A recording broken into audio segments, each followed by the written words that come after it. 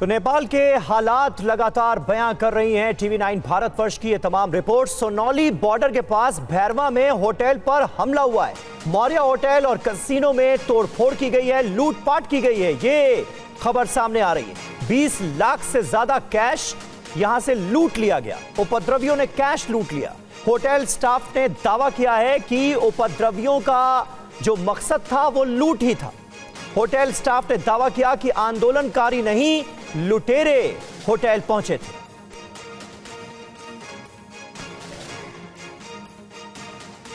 Sonauli border में किस तरह से होटलों और रेस्टोरेंट के साथ मॉल की दुकान को प्रदर्शनकारियों ने निशाना बनाया है, देखिए संवाददाता अभिजीत ठाकुर की रिपोर्ट।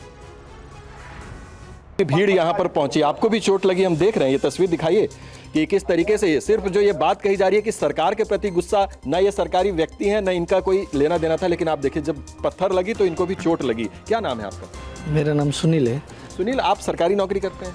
नहीं, मैं तो प्राइवेट कंपनी में नौकरी करता हूँ। फिर आपके साथ भी मारपीट हो गई? अब के भन्ने, अब आउँदैन भन्नु। कितने लोग थे, क्या भीड़ थी, क्या हुआ था?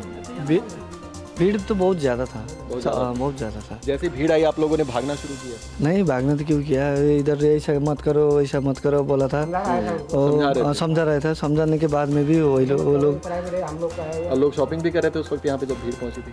नहीं, शॉपिंग नहीं, आप लोग बस वाइंड अप ही कर रहे थे, बंदी कर रहे थे। बंदी करके हमें एक जगह बैठा था, वही टाइम में सब लोग घुस के तो तोड़ फोड़ के देखिए ना वो कितना फुटाया। कुछ ही तोड़ दिया गया, मतलब मुझे लगता नहीं कि कुछ बचा है यहाँ पर।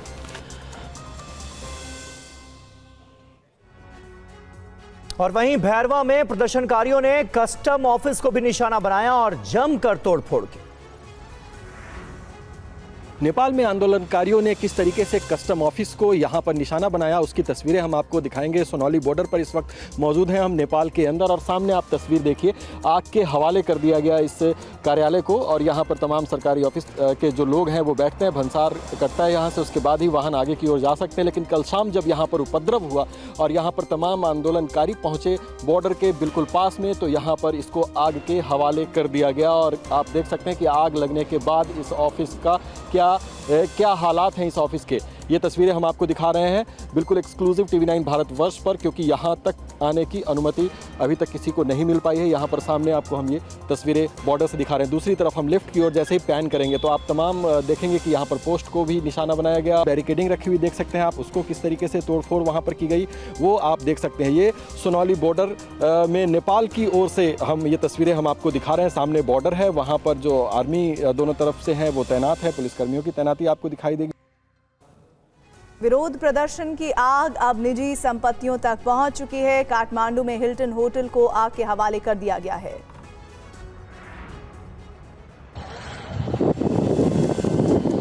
तस्वीरें काफी डरावनी है। काठमांडू का यह हिल्टन होटल पर्यटकों की पहली पसंद हुआ करता था। यहाँ देश विदेश के पर्यटक आकर रुकते थे, लेकिन अब यह हिल्टन होटल पूरी तरह से जल चुका है। होटल के कई हिस्से में कल से ही लगातार आगजनी की गई है। कल दोपहर भी हिल्टन होटल में आग लगाई गई थी, अब फिर एक बार होटल में आग लगा दी गई है।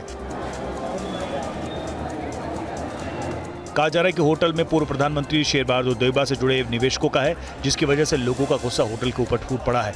होटल में आग लगने के बाद यहाँ अफरा तफरी मच गई। बताया जा रहा है कि आगजनी के समय काफी संख्या में यहाँ पर्यटक रुके हुए थे।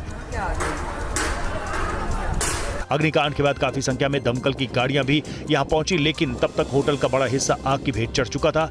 हालात को देखते हुए हिल्टन होटल के पास सुरक्षा बलों की तैनाती की गई, साथ ही इस इलाके को पूरी तरह से सील कर दिया गया है।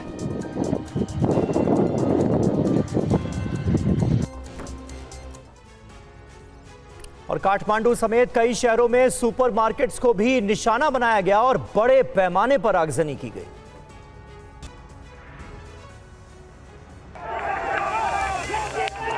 तस्वीरें काठमांडू की हैं, जहां इस सुपरमार्केट को आग के हवाले कर दिया गया। प्रदर्शनकारियों ने न सिर्फ सरकारी संपत्तियों को निशाना बनाया, बल्कि कारोबारियों की संपत्तियों को भी जमकर नुकसान पहुंचाया। आग लगने के साथ ही यहां पर तोड़फोड़ और लूटपाट भी की गई। अब देखिए तस्वीर आगजनी की तस्वीर नेपाल के विराटनगर शहर की है। यहाँ भी कई सुपरमार्केट को निशाना बनाया गया, आगजनी की गई, तोड़फोड़ भी की गई। बता दें कि नेपाल का विराटनगर शहर बिहार का बॉर्डर इलाका है। विराटनगर में आगजनी और लूटपाट की घटना के बाद बॉर्डर इलाके में सतर्कता बढ़ा दी गई है। विद्रोह के कारण नेपाल में अशांत स्थिति को देखते हुए भारत नेपाल सीमा पर हाई अलर्ट जारी कर दिया गया।